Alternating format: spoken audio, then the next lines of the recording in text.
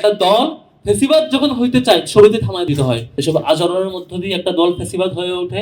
সেসব আচরণ যখন শুরুতে প্রকাশ পায়, তখনই যদি সকল ক্যাটাগরির মানুষ এসে সেটাকে ঠেকাইতে না পারে, তখন সে সবার উপর চেপে বসে। কেউ কেউ হয়তো মনে মনে করতে থাকবে, এই জেনারেশনে যারা আছেন, সম্ভবত ফেসিবাদ মনে হয় 2024 সালে এসে হয়েছে বা 18-এর পরে এসে হয়েছে। বিষয়টা এমন না। সে 2012-13 সাল থেকে শুরু করেই আমরা এগুলো ফেস করে আসছি। তখন থেকেই এই আওয়ামী লীগের ভয়াবহ ফেসিবাদী আচরণ যতভাবে করা যায়, প্রত্যেকটা জিনিসের ভিকটিম ছিলাম ইসলামী ছাত্র শিবির সহ অন্যান্য ইসলামপন্থী যে সংগঠনগুলো ছিল।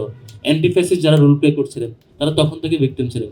এখনো সেই সময়ের শত শত ভাইরা আছেন যারা হাত পা হারিয়েছেন, আহত হয়েছেন, চোখ হারিয়েছেন, সেই সময়টা কেন্দ্র করে তারা আহত হয়েছেন। স্টিল তারা এখনো জীবন্ত সাক্ষী সেই সময়গুলো।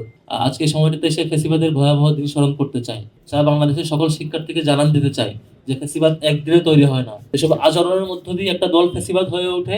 সেসব আচরণ যখন শুরুতেই প্রকাশ পায়, তখনই যদি সকল ক্যাটাগরির মানুষ এসে সেটাকে ঠেকাইতে না পারে, তখন সে সবার উপর চেপে বসে। আমরা সেই সময়টা দেখেছি 2011, এরপর 12 পেরিয়ে 13 পর্যন্ত আওয়ামী লীগ, ইসলামী ছাত্র শিবির কিংবা অন্যান্য ইসলামিক সংগঠনগুলোর উপরে যেভাবে ফেসিবাদী আচরণ তখন দেখিয়েছিল, তখন হয়তো কেউ কেউ মনে করেছিল এটা তো আমাদের উপর আক্রমণ না। তখন কেউ কেউ মনে করেছিল এটা হয়তো ইসলামী ছাত্র শিবিরের উপর আক্রমণ, কিংবা জামাত নেতার উপর আক্রমণ, কিংবা বিশেষ গোষ্ঠীর উপর আক্রমণ।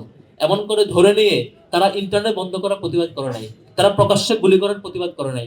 তারা দিন দুপুরে শিশু থেকে শুরু করে বৃদ্ধ পর্যন্ত যে কাউকে হত্যা করার যে ম্যান্ডেট তারা পেয়ে গিয়েছিল, প্রকাশ্যে দিবালোকে হত্যা করা, সেটা প্রতিবাদ করে নাই। আপনি দেখে থাকবেন 28 ফেব্রুয়ারি থেকে 5 মার্চ পর্যন্ত এই সময়টার মধ্যে যত টকশো হয়েছে, টকশোতে এই বিষয় নিয়ে আলোচনা হয় নাই, পত্রপত্রিকায় আর্টিকেল এটা নিয়ে লেখা হয় নাই, বরং লেখা হয়েছে যে তাদের আন্দোলন কত ভয়াবহ এটা নিয়ে লেখা হয়েছে।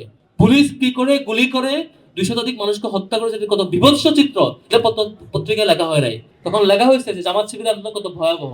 তখন লেখা হয়েছে কিভাবে একটা মানুষ গুলির মুখে দাঁড়াচ্ছে, দাঁড়ানোটা কত ভয়াবহ, এটা লেখা হয়েছে। অর্থাৎ তখন পত্রপত্রিকা, তখন সুশীল সমাজ, আমরা তার বুদ্ধির চাষ করে যেসব বুদ্ধিজীবী কিংবা এই বিশ্ববিদ্যালয়ের শিক্ষক মহল থেকে শুরু করে প্রত্যেকটা মহলে তখন আলোচনা হয়েছে যে এই আন্দোলনটা কত ভয়াবহ, অন্যায়ের বিরুদ্ধে আন্দোলন করা কিংবা জীবন দিতে পারাটা কত ভয়াবহ, সেটা চিত্রায়িত করা হয়েছে। তার আউটপুট আমরা পেয়েছি কি, তখন 200 মানুষ জীবন দিয়েছে, 200-250 মানুষের জীবন দেওয়াটা আপনারা তখন প্রতিবাদ করেন নাই, তখন তাদের পক্ষে দাঁড়ান নাই।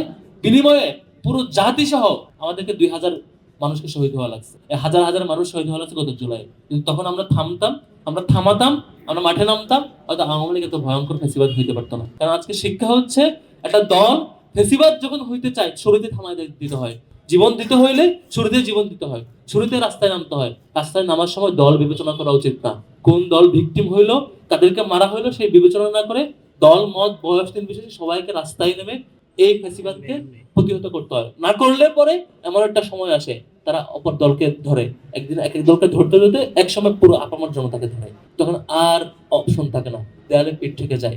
এভাবেই দিনের ইলেকশন রাতে করে, কারচুপি করে, আপনি কিছু বলতে পারেন না। আমরা আর কাউকে ফেসিবাদ হইতে দিব না। যে সকল আচরণ আমরা আওয়ামী লীগকে দেখেছিলাম, যে সকল সিমটমস আমরা তাদের ফেসিবাদী আচরণের শুরুতে লক্ষ্য করেছিলাম, এখন থেকে কোনো পার্টি সেটা করে থাকলে সেটা শুরুতে থামাতে